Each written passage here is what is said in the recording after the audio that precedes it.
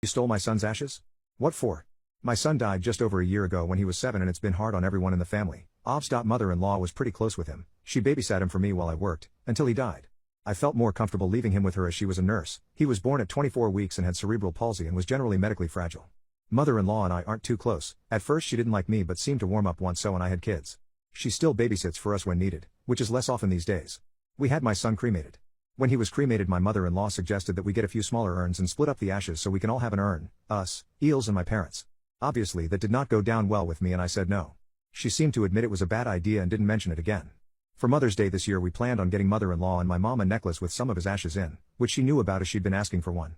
We were up for it. I fancied one myself so was going to get us all one, but with COVID and everything, we never got around to doing it, which she seemed pretty irritated by at the time but never mentioned it again and thanked us for the other gift we sent her. A few days ago she babysat my daughter at my house.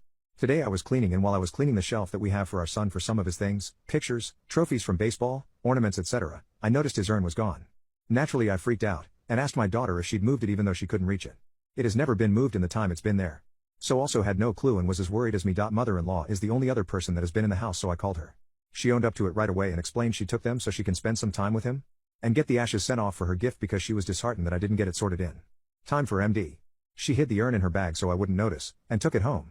I told her she was completely out of order and demanded she bring the ashes back as I did not give her permission to steal his ashes from his house and his family, but she said as his grandma she has every right to have him for a while.